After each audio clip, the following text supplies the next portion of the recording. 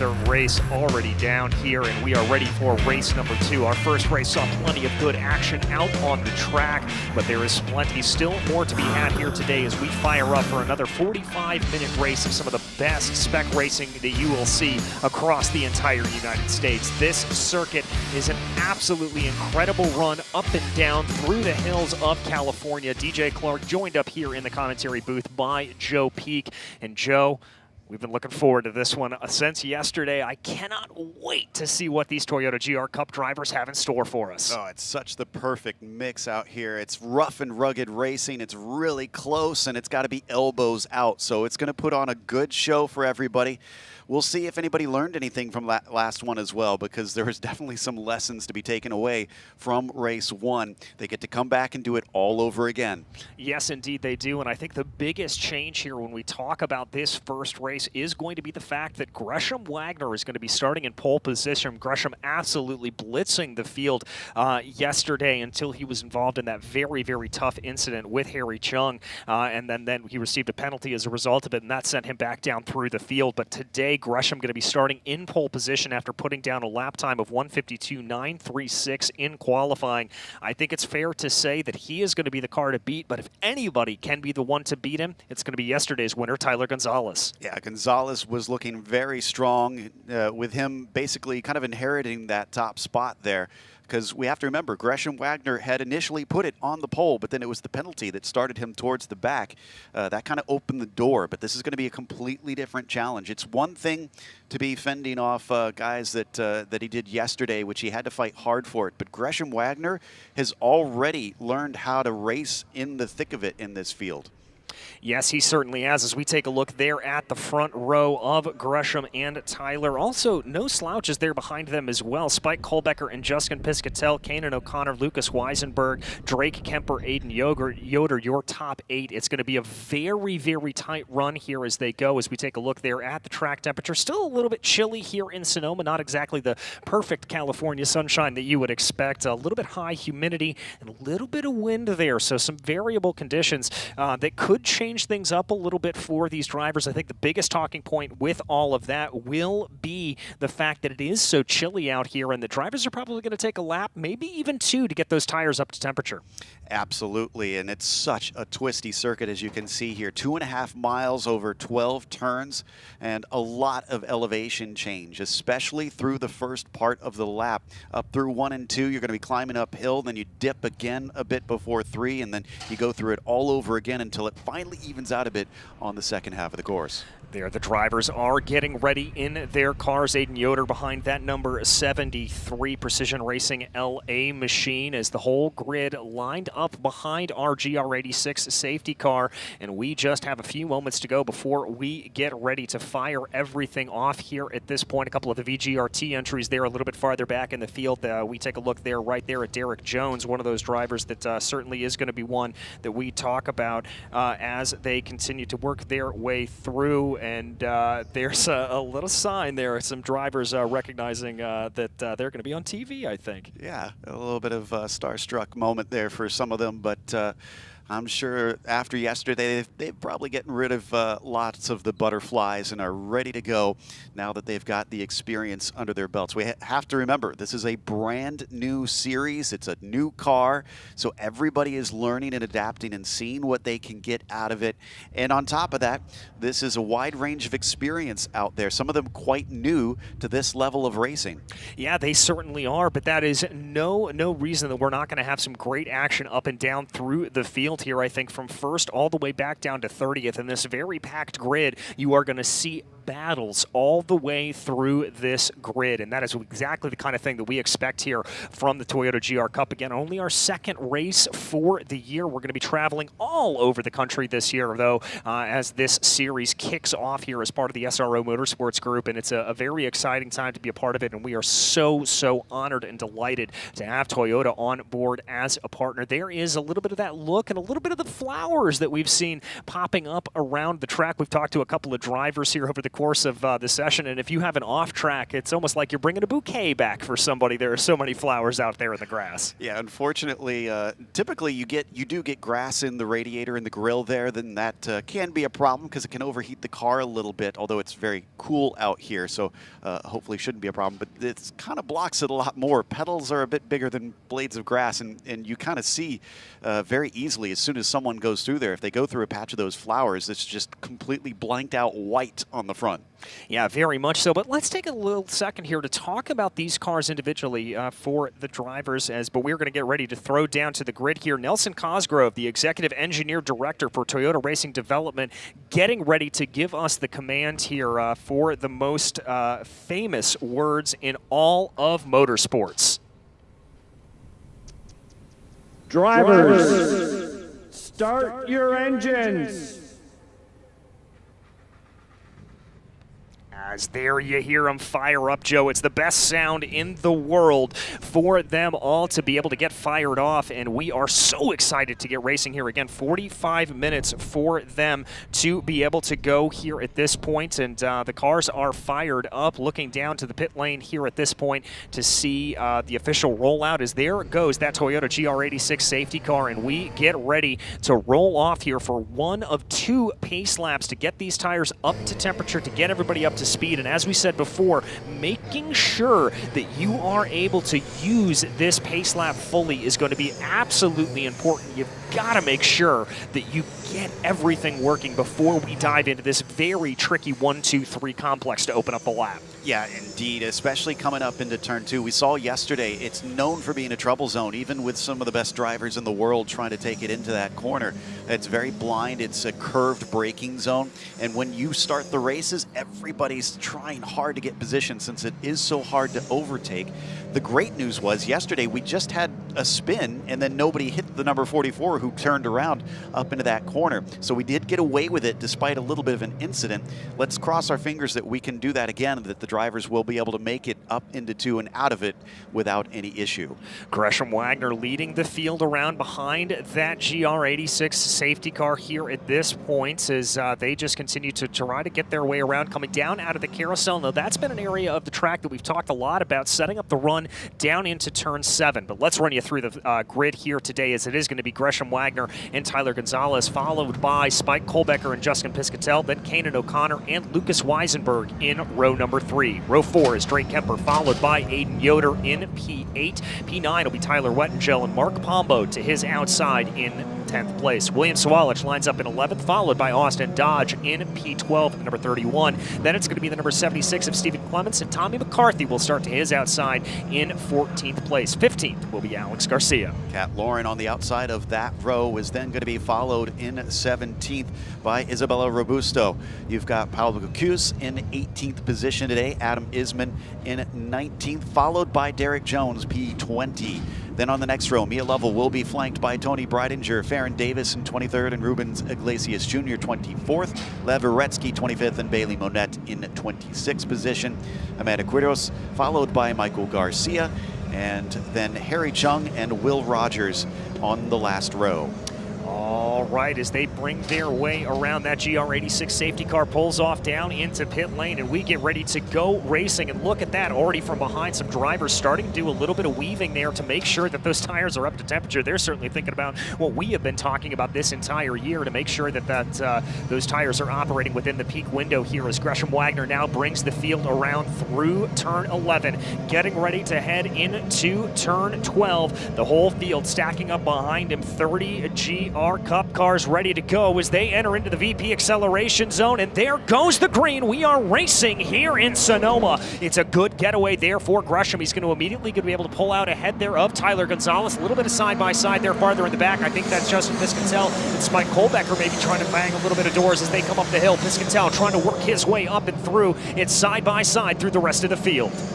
Nice clean start there through turn 2, but what about 3 and into 4? We did see some problems in the previous GT4 race where cars were good up through the first part, and then down in the rest of the lap, all of a sudden they got tangled. Someone going off into the dirt as the number 10 of Pombo finds themselves just dipping its tires. Yeah, just dipping the tires off to the outside. So easy to do that, especially on a little bit of colder tires. There's another driver there making a little bit of a mistake going wide on the exit of turn 4. And look at this, Tyler Gonzalez already hassling the back of Gresham Wagner as they run down through the carousel. He is not waiting around. He knows how much speed that Gresham has underneath that machine, and he wants to try to put pressure onto the back of the number 5. Yeah, this is important here. You don't want to let him get away. You want to try and get a mistake out of him early when the tires are still a little bit cold here, because it's easier to make a little bit of an oops through some of these tighter corners, especially in this car. You're going to see them really lean on these things as we are heading through turn 7.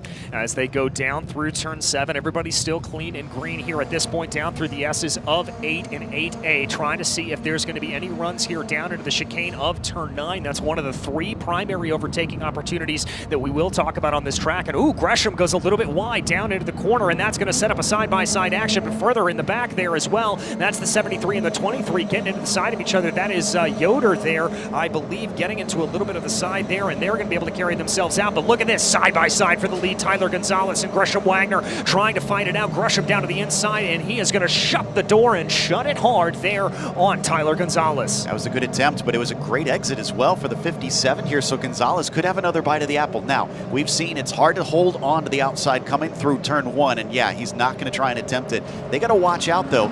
Look out behind them for the 55 of Kohlbecker. He's kind of lingering back there. Yeah, you read my mind about that, Joe. Spike Kohlbecker certainly going to be trying to go as we've got a little bit more too wide farther back down in the field as you see this whole field work their way through. Kicking up a little bit of grass on the entrance to turn 3 is Gresham Wagner, as he's now going to be able to extend a little bit of a gap, having some good confidence coming up and over the crest there of turn 3.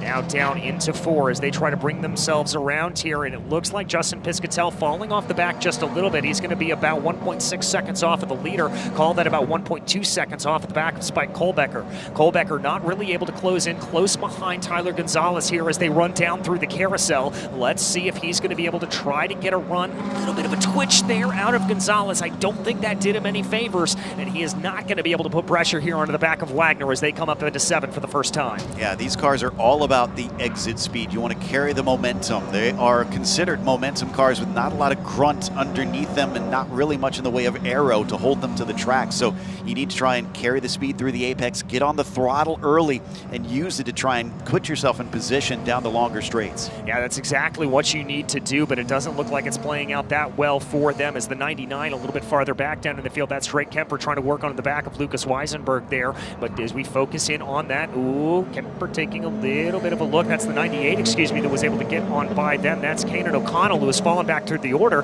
I'm not sure exactly what happened there to O'Connell, but now they're going to find themselves right in the sandwich between Weisenberg and Kemper as here they come. That's going to be O'Connell trying to take a little bit of a look to the inside there of Weisenberg. They're going to be too wide. A little bit of a lock up from Weisenberg as they come down through turn 11. Weisenberg's going to be able to get on the throttle, and then here comes the 99 of Drake Kemper trying to make that move back up the front of the field. Gresham Wagner continues to lead and is starting to press an advantage here of 0.6 of a second over Tyler Gonzalez. Bit surprised at Weisenberg. We were commenting even during the qualifying that he seemed slightly out of place considering he was fighting for a podium yesterday afternoon, and still he's only into 6th after managing to move up 1 position from where he started. But the leaders seem to have separated, and I think Wagner, now that he's got that clear air, is using his advantage, and Gonzalez is on the rear guard instead. And Gonzalez making a little bit of a mistake there coming up and over turn 4, just letting that car drift to the outside ever so slightly. And I thought Spike Kohlbecker would have been able to close in a little bit more, but that gap's going to be about 3 car lengths as they run down through the carousel. And I think here Gonzalez needs to try to up the pace a little bit. Oh, as Gresham Wagner has a big off there coming down out of the carousel. It's not going to cost him too much time, but you got to be careful with that, Joe. You keep picking up debris off to the side like that by running out onto the dirt, and that's going to make it harder and harder to control that car. Yeah, get a little dirt on the tires. That's going to hurt your braking down into there. So every little bit counts. This is a spec series. So if you make those little mistakes, it has a knock-on effect down the way. You need all the pace you can, and everybody's going to be pushing hard to try and make those passes. But the top 3 are definitely spreading apart here up at the front. Yeah, they're starting to spread out just a little bit more farther down the field as we take a look there. They work their way through a little bit of a lock up there farther back down, but no harm, no foul coming down into 9. We've got one car doing a little bit of off-roading there, coming down into the braking zone. My goodness, they are lucky that car didn't go flying. Yeah, I couldn't quite make out who that was that had that off, but they did a good job holding on to it. 2 wheels in the grass, and that is a very fast portion at the exit of 8. It's also downhill, so the car is getting light. Great job trying to keep it from becoming another bit of a wreck in the barriers in that section of the track. As we focus in here on the battle for P5, as that is going to be Lucas Weisenberg starting to pull away here a little bit from Drake Kemper and Kanan O'Connell. O'Connell, remember, made that error about 2 laps ago, and that's going to put the number 98 DGRT entry a little bit farther down in the order. Justin Piscatell, you see flash by your screen there, continues to hold on to P4, and then Lucas Weisenberg, as we said, starting to stretch a little bit of an advantage. But this battle for P6 right now, the white, pink, and purple number 99 of Drake Kemper for Copeland Motorsports, trying to hold off that attack from O'Connell, and O'Connell, meanwhile, has to watch out for Aiden Yoder behind them as Yoder continues to try to put some pressure to the back, and they've got to be a little bit careful as well because Austin Dodge could close in on the back of that as well. We're going to jump back to a battle farther down in the field. This is the number 11 of Farron Davis holding off William Sawalich, and then a little bit of side-by-side behind them. I think that's Will Rogers and Derek Jones. This can be tricky sometimes out of turn 5. You got to be very cognizant of where the other car is around you. We had a big incident earlier today in one of the other classes where a car was slammed into that right-hand side wall. And now you got space off of there, but you can see the 24 just had trouble trying to get the throttle down, was losing contact with the rubber. Yeah, losing a little bit of contact with the rubber there as they go. Now diving down into turn 7. It looks like that battle's going to dissipate a little bit, but the 80 and the 44, that's Tyler Wettingel and Derek Jones. Now they're going to be the ones going side by side out of the corner. They're going to be able to hold that together as the Nitro Motorsports driver of Tyler Wettingel has to back out of it and not really able to make the attack. Here is the 24, though, of Sawalich behind Farron Davis. This is one of the better runs that we've seen coming out of turn 8. Is that going to be a move by Sawalich going down into the braking zone of turn 9?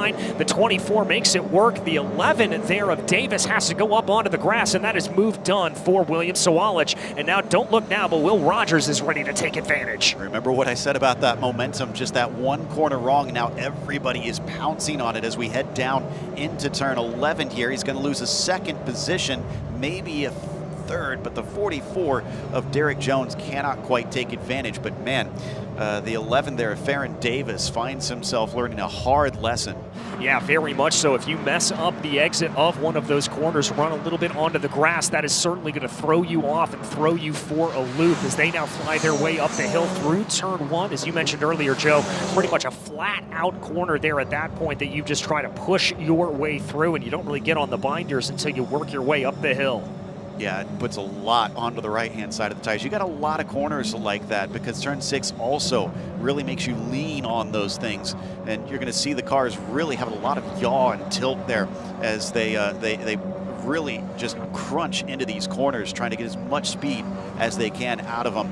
44 still making sure that the pressure is on Farron Davis, not letting him run away. It's going to take a little bit of a narrower line there down through the carousel. I think that could be twofold there, maybe just trying to apply a little bit of pressure, maybe looking for an overtake, but we're going to jump you back here a little bit farther up in the field right now. That is the number 6 machine of Will Rogers holding in behind Paul Bocuse for Copeland Motorsports. A little bit of a train starting to form here, and this is what we saw yesterday, that sometimes you get a little bit of these trains that start to form. Drivers on familiar pace, similar pace, that they're going to be running together, and by running together like that, it doesn't actually help them. It ends up slowing them down as a group.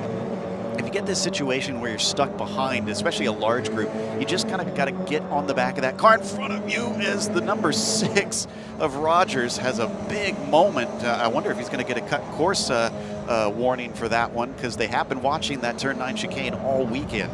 They certainly have, as cars fan themselves out going down into turn 11, but make themselves work. It looks like the 71 there of Paul Bocuse is going to be able to try to get by Will Rogers, but not going to happen. Rogers able to make that pass on the number 71 a little bit earlier on in the lap. A little bit of a battle farther up in the field here. That's going to be the 23 and the 66 as they try to fight their way up and forward right now, trying to see what they're able to do, but they're going to find themselves slotting back into line before they rise up the hill once again. It's so hard to make a pass into turn 2. It's tempting because it is a pretty big braking zone. Just it's so tricky, so blind that it's easy to throw it away. So it's usually better to just kind of fall in line. But Will Rogers is on a mission. He's already on the back of the 30. Yeah, he's going to take a look down to the inside of Alex Garcia. Garcia's going to take a look down to the inside of the 8, and that's going to be contact for Isabella Robusto, who is spun around at the entrance of turn 4 through contact there with that number 30 of Alex Garcia for Zotz Racing. Yeah, I'm not sure if maybe he got a little shove from behind and that's what put him into that orange and white machine, but certainly did not wind up well. We're going to take one more look at it. Did he get some help? Not much, but a little bit. Yeah, and that may have been just enough to have a little bit of that impact there with the number 30 to just change that braking zone ever so slightly and miss that run into Isabella Robusto as they were. But this is the battle for the lead. We thought Tyler Gonzalez was going to be losing position there. It looked like he was falling back from Gresham Wagner, but he has kept the pressure up. He has closed the gap down to about 0.2 of a second. And also kudos here to Spike Kohlbecker, who continues to run very close behind and keeping the pressure on the back of these two, really ensuring that they're not able to go side by side through the majority of the lap, that they've got to keep looking out their rear view mirror as they continue to battle for the lead. This is going to be interesting because we got two different motivations here. For Wagner, he's looking for redemption after yesterday's race, rather. Gonzalez is trying to go back-to-back and put a stamp of domination on this weekend to show that he is the one to look out for. So we'll see which one's out in this situation. Like you said, Kohlbecker doing really good to just be there or thereabouts. And with how things, that was a big wobble there from the 5 that come through turn 3. With how close things are, I mean, I wouldn't be too surprised if we had a coming together between those top two and Spike can run away laughing with the lead. Well, we'll have to see. We obviously don't wish that on any of these drivers, but we will have to see if the elbows come out here a little bit later on in the race. We are about 13 minutes down, call it 12 minutes down in this race of 45 minutes as Wagner and Gonzalez continue to fight their way up at the front of the field, about 8.5 of a second between themselves and Spike Kohlbecker as they now make the run up the drag strip, trying to see if there's going to be anything. Gonzalez thought about a little bit of a peek down into the inside, but decided not to go for it. Instead, going to stay in line through turn 7. There on the binders goes Gresham Wagner. You know, we talked about this a little bit earlier. Oh, as Gresham takes a big clobber of the exit curbing there, so almost sending that car up into the air completely, and that's going to slow down that momentum a little bit there for Gresham Wagner, and I think this could be an opportunity here for Tyler Gonzalez if he wants it, going down into 9. Wagner's going to cover him off. That's a smart move right there. Didn't go all the way over either. That's a good sign there. Wagner's very experienced. He knows what he's doing, and he didn't want to go all the way shallow into that corner, so that's why you just saw a little drift over to kind of dissuade him, but not close up that entry for himself too much. Yeah, it's a very, very heads-up defensive driving and kind of does the same thing going down into turn 11. You saw a little bit more of an aggressive turn in there from the number 5, and that's really going to prevent Tyler Gonzalez from having to think about going up to the inside. But the battle continues to rage very, very closely here, only about a single car length in between the two, and indeed it's going to be about 0.2 of a second. Spike Kohlbecker losing a little bit of time to the back of them there to the tune of about 0.9 of a second. So despite the battles these two are getting into here, it doesn't look like they are under threat at this moment from Spike Kohlbecker, but never say never. If we go full side-by-side, Kohlbecker's going to be right back into this equation. Absolutely. Side-by-side racing is your worst enemy in these cars, despite them being so great for it, because you're just going to lose so much time having to alter your line. Big wiggle on the back of the number 5 of Wagner as he just steers it through turn 4, hanging it out.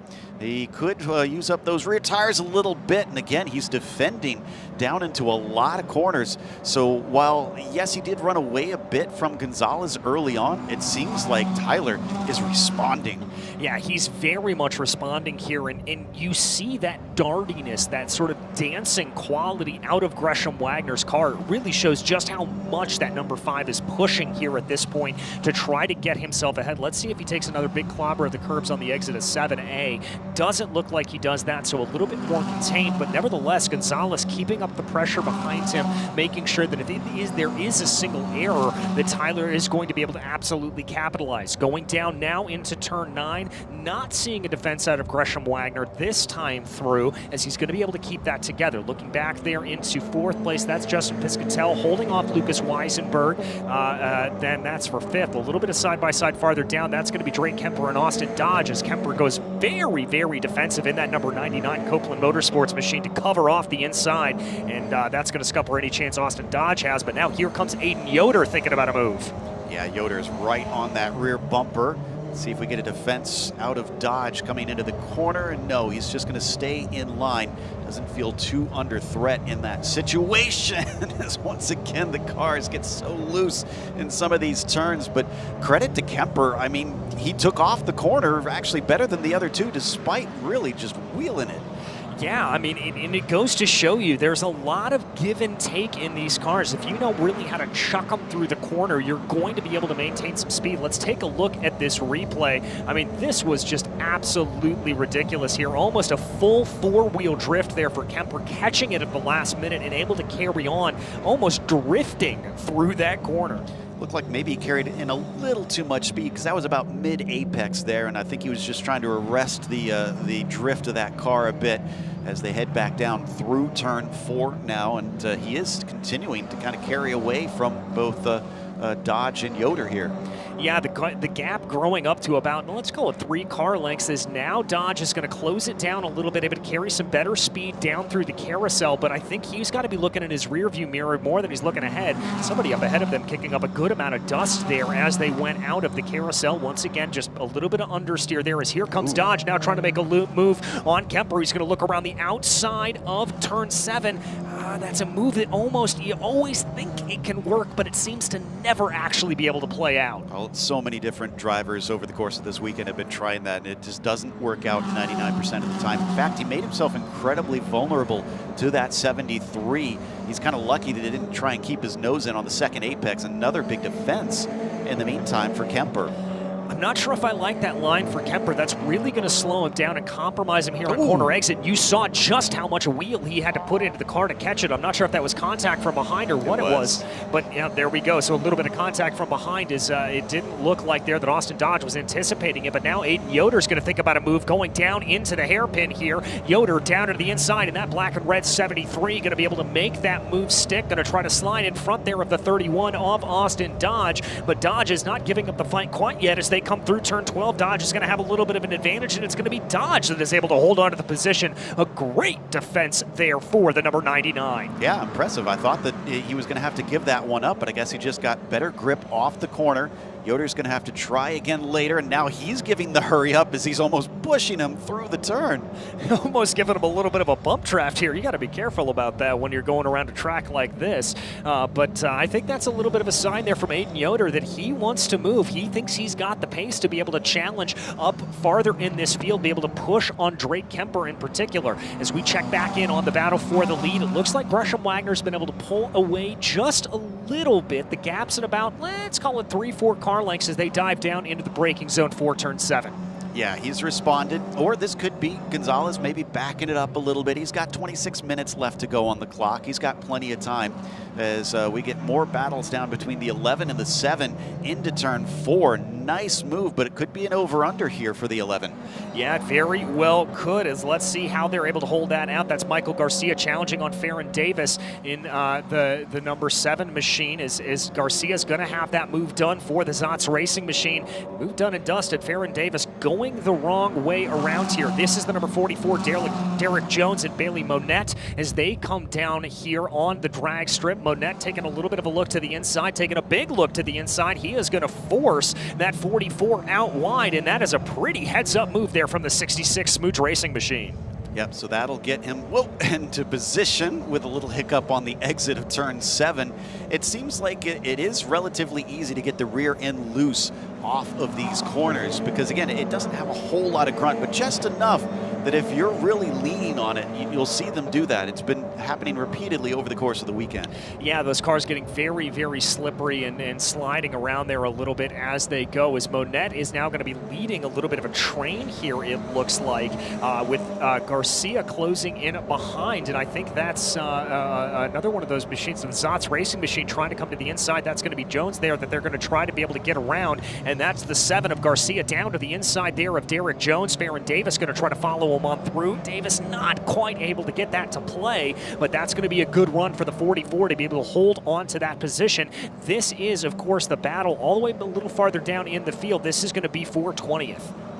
A little look to the inside there from the 44, but the 7's going to cut across. Oh, back to the lead, side by side, down into turn 7. Oh, contact there between the two as Gonzalez tries to go the outside there of Gresham Wagner, and the two banged a little bit of doors, but that's going to be a perfect over-under there for Tyler Gonzalez, able to make it play. He is going to slide that number 57 Copeland Motorsports machine right in front of Gresham Wagner, and we've got a new leader in Tyler Gonzalez. Excuse me, coming through, and look at Kohlbecker. We said how easy it's going to be to catch back up as soon as they fight. He's right there now, and he's seeing if maybe he could catch out Wagner while he's distracted with his fight, but unable to do it there into turn 9. Oh, great exit here, though, from Spike. I think he's got a good shot if he really wants to chuck it into 11. Yeah, I think he does as well. He loses a little bit of time there coming through turn 10. I think that may scupper any chance he has of actually being able to make the attack here. Let's go ahead and check out the replay of what set this up. This just looks like a little bit of a bad run there from the number 5 of Gresham Wagner. A little bit slow coming through the carousel, but it's got to be said, absolute tenacity there from Tyler Gonzalez. He got loose twice, once on entry and once on exit. Ooh, as there you see the little bit of contact. Great job from both of them. Once he felt that car just get a little bit of a nudge, he moved out of the way. Did not want to turn each other at high speeds coming into that turn, although they do have a lot of runoff to the outside in case they do find themselves skidding off. Yeah, and look at this here at this point. Tyler Gonzalez already starting to open up a little bit of an advantage to the tune of about, let's call it 3 to 4 car lengths over Gresham Wagner. Now, let's not put too much stock in that because we've seen what can happen to these gaps up at the front of the field. But the other thing is with Gresham Wagner under pressure here from Spike Kohlbecker, I think that's going to be a little bit of a harder run for him to break away because he is going to be having to look in his rear view mirror and not solely focusing ahead. Yeah, you can see them there trying to really square off the exit. You want to do that to get that speed here down the back stretch along the drag strip because it's one of the longer straights here into one of the more popular passing zones in turn 7. So you give up a little bit on entry and you try and take it back on exit to keep yourself from being vulnerable into this hairpin. But we're going to check back on the 28 and the 46. I was talking a little bit earlier about Weisenberg and is still in 5th. He is up 2 positions, but not making the progress that I expected out of him. Well, I think Justin Piscatell here is just running a really, really good race in that orange and blue machine. And we've talked earlier and we talked yesterday about just how pretty this series is and how great these paint schemes are. And I've got to say Piscatell, one of those, but Piscatell not going to have the best run there going down through turn 9. That's going to be a little bit of a problem for him. As farther back down, Drake Kemper there is going to be holding off an attack from Austin Dodge and Aiden Yoder behind them. They're going to have Will Rogers closing up behind them, and that's not a good thing because Will Rogers here currently holds the CrowdStrike fastest lap of the race, and so they need to watch out. I think there's plenty of speed in that number 6 Godwin Motorsports machine, and we could see them entering into this battle here in just a short amount of time. Yeah, I mean, he's been slicing up through the field, so definitely give a look out to that number 6 and make sure that you don't make yourself vulnerable as they're going to cross the start-finish line now and just about get halfway through this race. So we just got to do all that all over again. Exactly, and I hope we get to do it all over again because the racing has been fast, it has been fearsome, it has been fantastic thus far as we continue to watch the 99 of Drake Kemper working his way up the hill at this point. Austin Dodge closing in behind him. Aiden Yoder not too far behind either. 1, 2, 3 they run. This again, the battle for P7 as they work their way up over turn 3. Not seeing any advantages being pressed here, but it does look like Yoder is closing in a little bit more on the back of that orange number 31, and maybe we could see a move here coming down the drag strip, but look at this, just slowly but surely bringing that rope closer to himself. Will Rogers inserting himself here at the back of this battle. I don't know if we mentioned it. He was, I think it's 1.4 seconds faster last lap than these guys. So, yeah, he's got a bit of a pace advantage over them, but we always say it in racing. It's one thing to catch them. It's another thing to pass, and he's got 3 of them that he's got to do it on.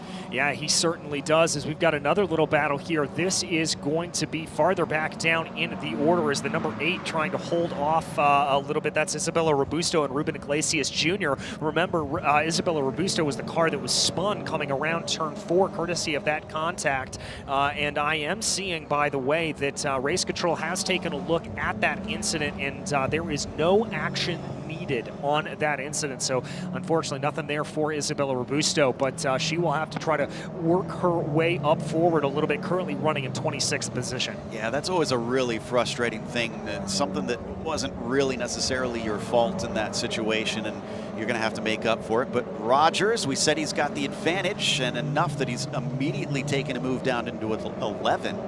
Yeah, and that's going to be by Aiden Yoder, so move Will Rogers up into 9th place position here at this point as he tries to close down now on Austin Dodge and Drake Kemper right up ahead of him. He's got about, let's call that 7, 8, maybe even 9 car lengths in between them as they continue to go.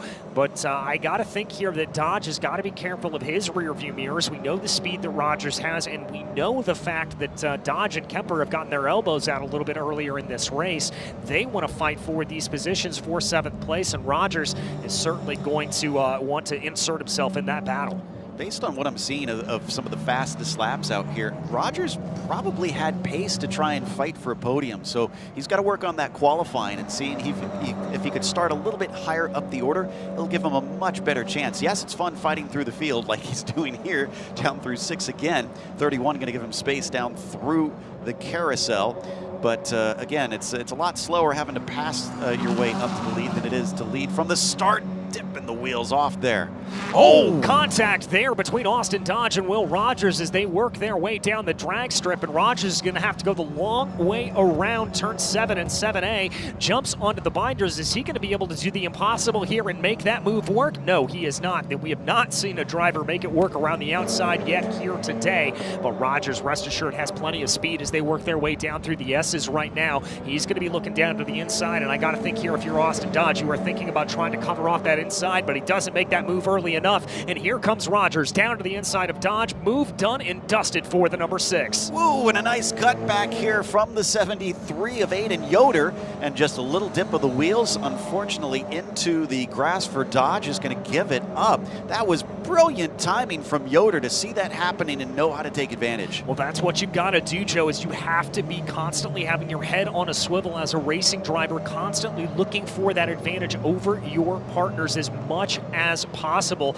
and able to make that play there was Aiden Yoder. As now we check back in on your leader, Tyler Gonzalez, who still holds on to about a 3.5 of a second advantage over, are you ready for this, Spike Kohlbecker, who has been able to get by Gresham Wagner. Wagner, the big story from earlier this morning in qualifying, blitzing the field, he has fallen back down to P3. So the qualifying pace is there, and early in the race the pace seemed to be there, but maybe he just used up his stuff a little bit between himself and that 57.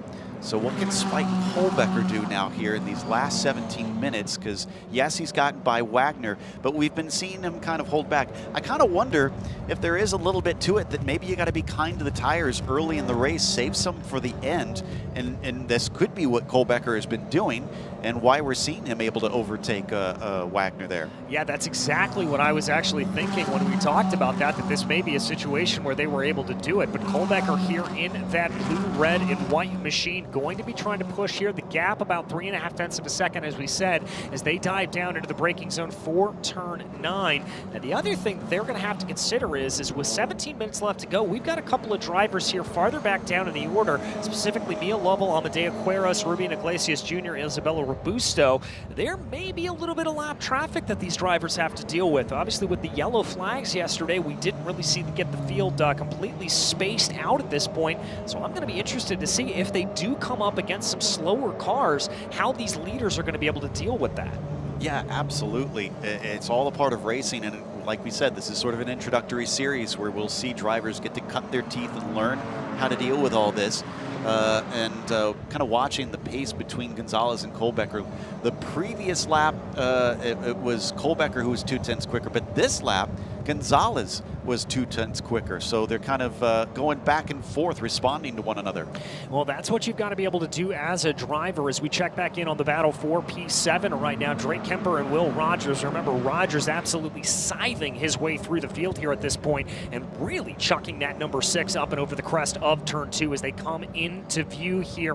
Coming up ready for turn 3. It looked like there that Rogers thought about maybe a little bit of a move into this very tricky 3 and 3A complex, getting onto the power there coming out of the corner. He's going to make a dive down into turn 4.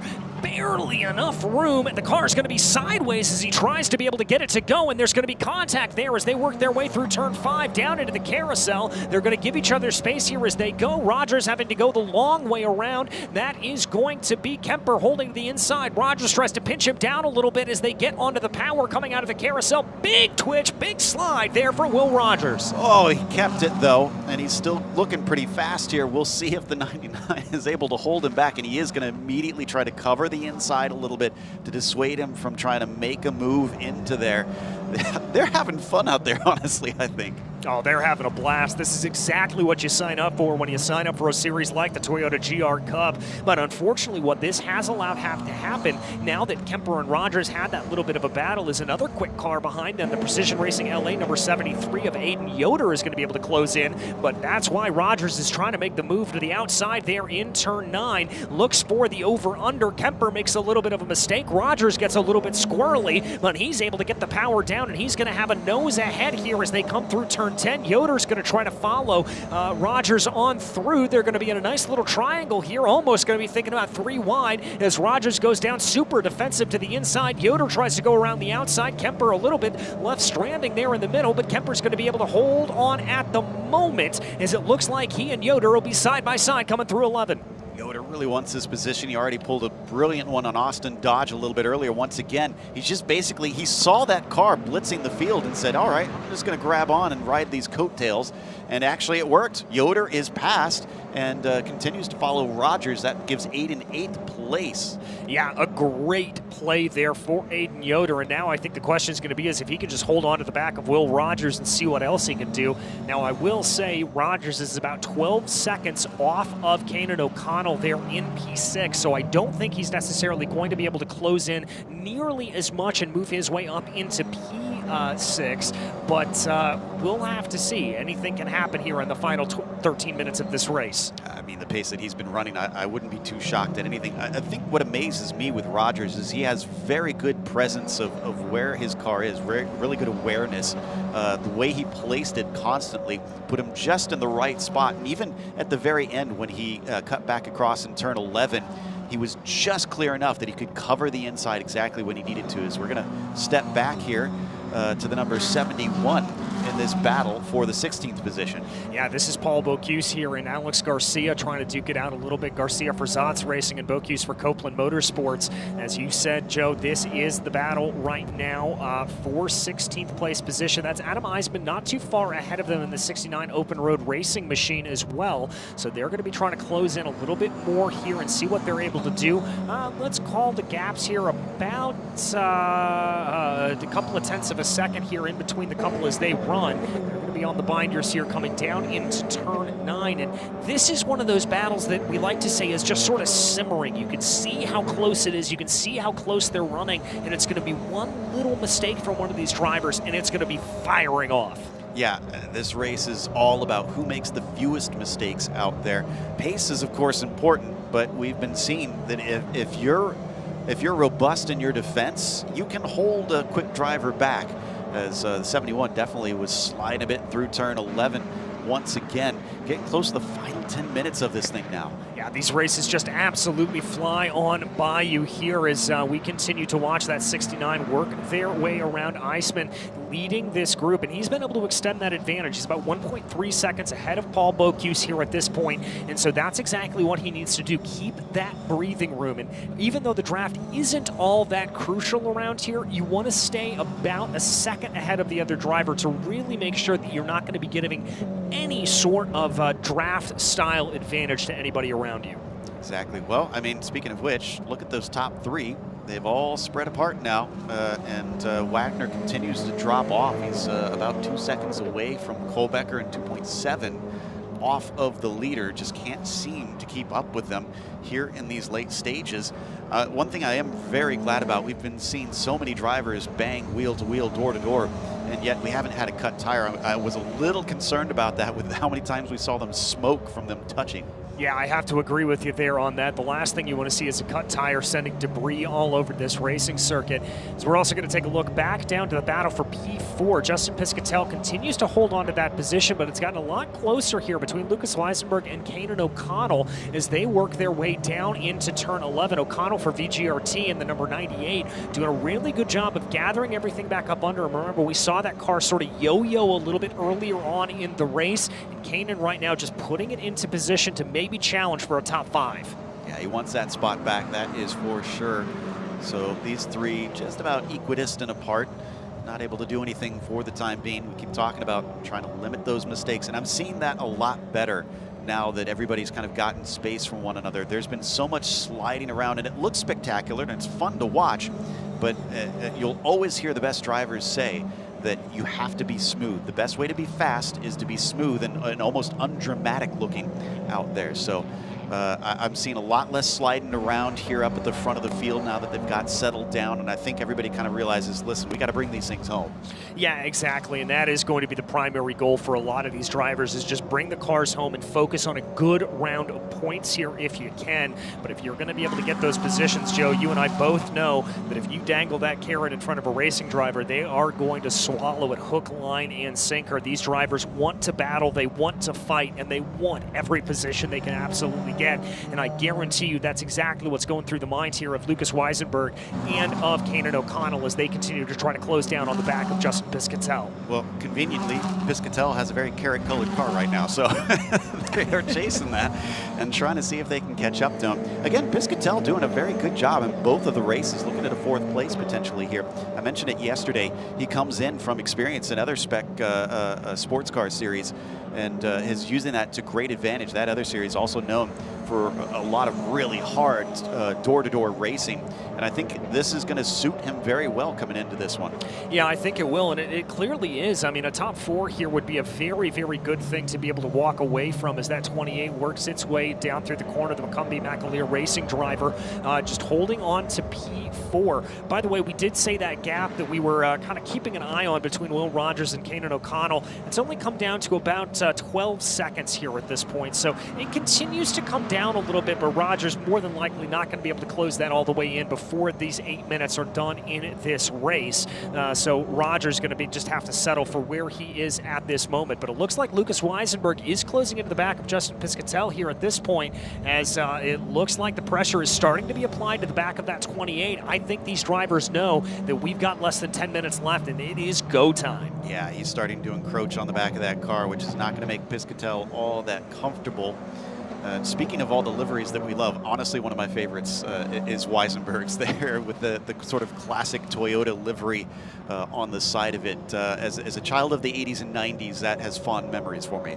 It is a good-looking car. I have to agree with you there on that. Piscatell, though, going to run that car onto the drag strip right now, holding on to that advantage here. Let's call it about 0.5 of a second as they break down into the braking zone for turn 7, continuing to work their way around. Gonzalez continues to lead over Kohlbecker and Wagner. Then we get into this battle that we've been following. Piscatell, Weisenberg, and Kanan O'Connell. Will Rogers a little bit far behind. Then Aiden Yoder, Austin Dodge, and Drake Kemper. Your top 10 here as they run with 6 minutes and 42 seconds left to go in this race. Not too many laps here for these drivers. Not too many circulations of this track. They need to try to keep it all together and make sure they don't make any mistakes, as now it looks like Kanan O'Connell's going to be the one putting a little bit of pressure there to the back of Lucas Weisenberg, as Weisenberg dips a tire off into the dirt on the exit of turn 9.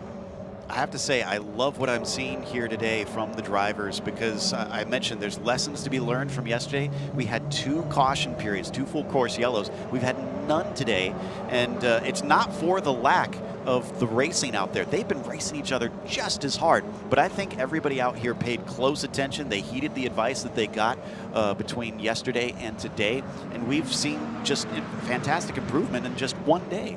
Yeah, we really have. It's been good elbows out racing. We have seen a couple of cars getting things wrong a little bit. Obviously, we think back to Isabella Robusto, who was spun around there earlier on in the race with an incident that race control decided not to take any action on.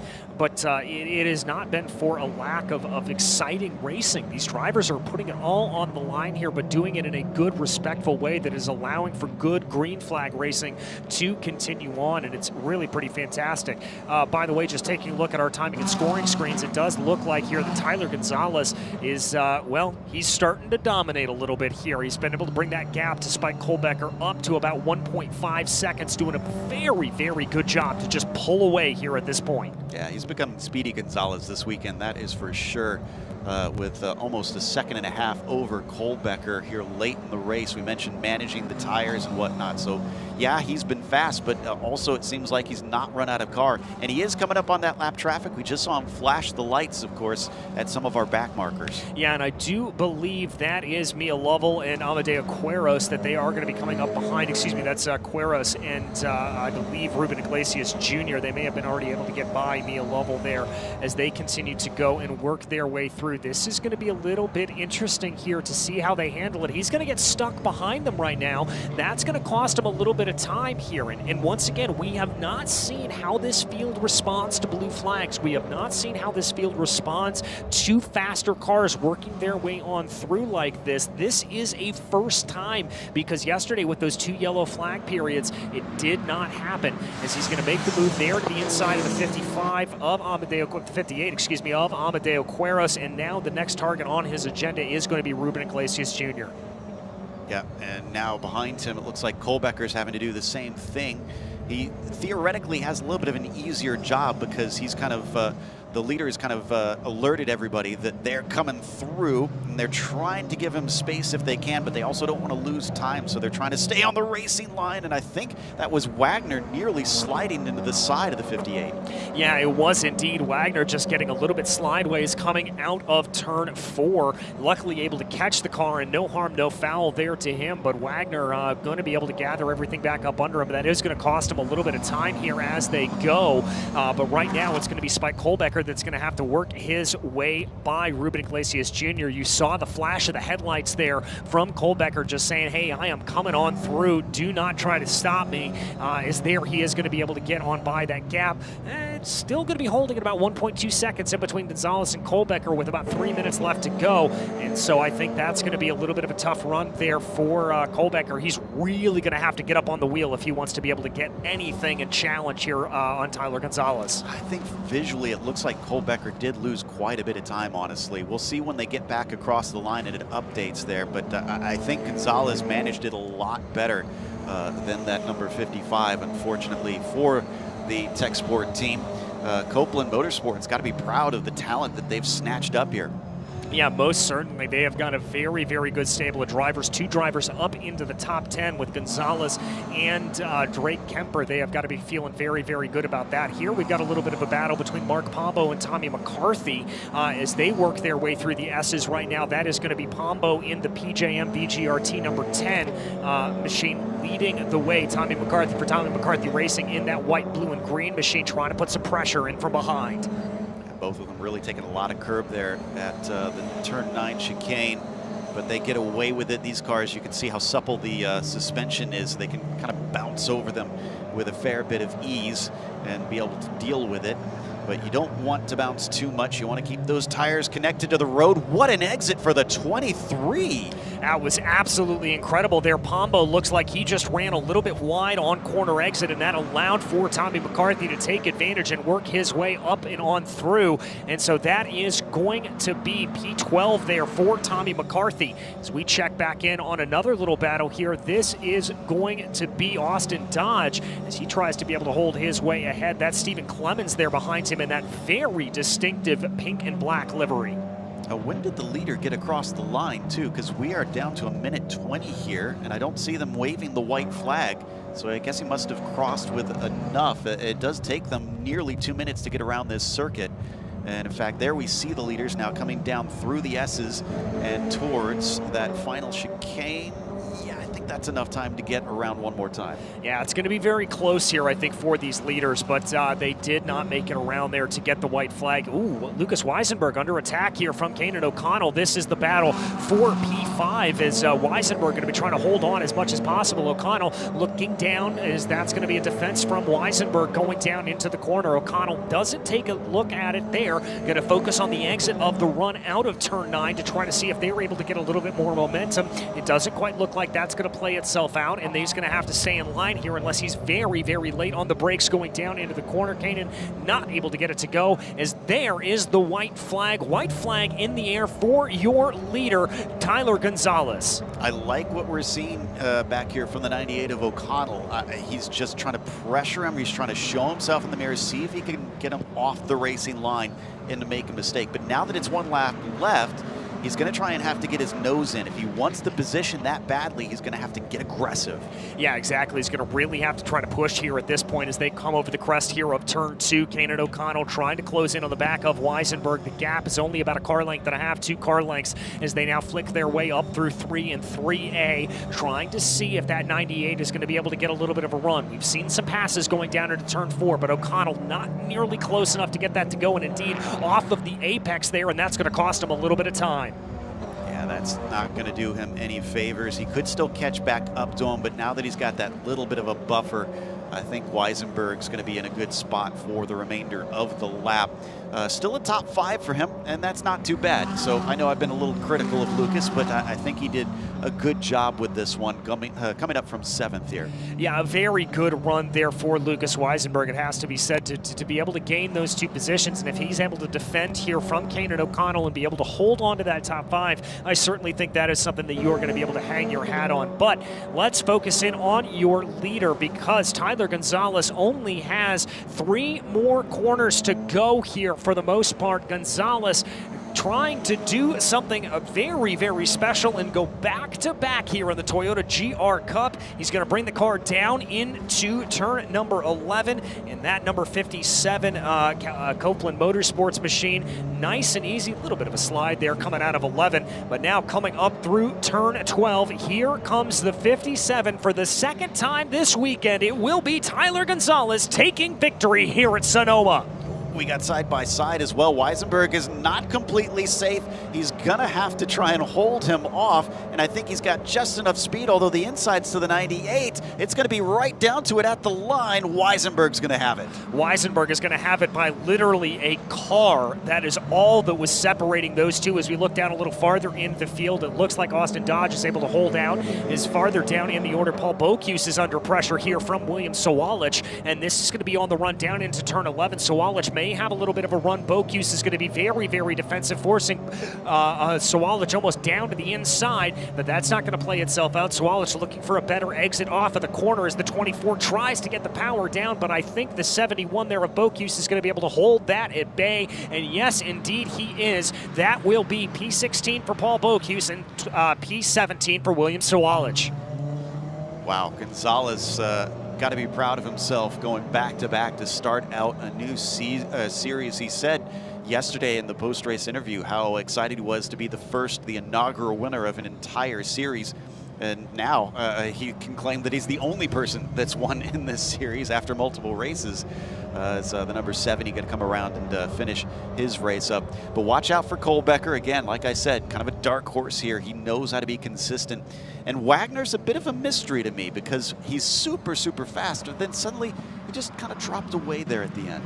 Yeah, not entirely sure what happened, and I think your assessment may have been right that he may have to worry about tires there a little bit, that could be it, that he could have just used up his stuff a little bit too early in the run and ran himself into troubles there. Michael Garcia coming across the line, as is Isabella Robusto there in P25. But there is your victor, the number 57 for the second time this weekend will be headed right to victory lane, putting a firm stamp on the field here, Joe, saying this is my series, come and chase me, Tyler Gonzalez. It was 2 seconds. That's going to be a pretty good gap between them, but not a huge gap. So he probably still can't afford to make many mistakes here. It's going to be extremely tight up at the front. Everybody's going to be fighting tooth and nail for these wins. And I guarantee you, every team is going to regroup after this one, figure out how to get a little bit quicker before NOLA. Yeah, they very much are. As there you can see your final finishing order. Gonzalez taking victory ahead of Kohlbecker and Wagner, Piscatell and Weisenberg rounding out your top 5. Then it was O'Connell, Rogers, Yoder, Kemper, Dodge in your top 10. Clemens and McCarthy were 11th and 12th, followed by Weddinggill, Pombo, and Eisman rounding out your top 15. Then as you get back to 16th position, Paul Bocuse is going to be finishing back there in the 71.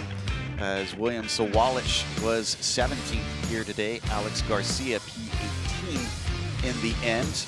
From there, Kat Lauren was 19th, and Monette finished in the 20th position. Davis in P21 ahead of Derek Jones in the 44. Certainly had a lot of action out there. And Breidinger in 23rd, Garcia 24th, Robusto, Beretsky, Iglesias, and Quiros going to round them out, DJ. Yes, indeed. As we get ready to head down to pit lane here and talk with our 2 times a champion, we head down to Amanda Busick in pit lane. And his team already came over, Copeland Motorsports, to congratulate him on sweeping the weekend here in Sonoma. And Tyler, not only did you claim the inaugural win, but you have owned the Toyota GR Cup kickoff here in Sonoma. It was a battle today. What advantage did you have? I just want to thank Copeland Motorsports. They gave me an amazing car all weekend long, and that was the advantage. I was able to manage my gap for a little bit and then pull away there at the end. I just want to thank Copeland Motorsports, Toyota, SRO, everyone for putting this event on. I've had so much fun. Now, it was you behind that wheel. How much trust do you have in yourself? I mean, you have to trust yourself. If you don't, then I don't know what you're doing out here, but you also have to have amazing trust in your team and in your car, so I just want to thank them. Well done, Tyler, on an excellent weekend. Thank you. All right, that was your victor, Tyler Gonzalez, as he gets out the broom for the full sweep. You've got to love to see that, Joe, as we take a look back at the highlights here. A great start to this race. Gresham Wagner leading from the drop of the green flag, but Tyler Gonzalez not to be denied. Yeah, the signs were there early on that Gonzalez was going to be one to watch out for as he followed him nose to tail all the way up into that first corner. Nice, clean turn 2 for everybody, but then we had a little bit of problem down into turn 4 as unfortunately the 8 gets spun around, and then we saw all kinds of action. The pass for the lead, this was a big moment. Yeah, it certainly was. As there you saw him absolutely be able to fight his way forward. Tyler Gonzalez not waiting around to be able to go, and there he took the move when he needed to get it. But this is all of the action for the day. That's going to wrap us up here in just a few seconds' time. But on behalf of DJ and Joe, thank you so much for watching.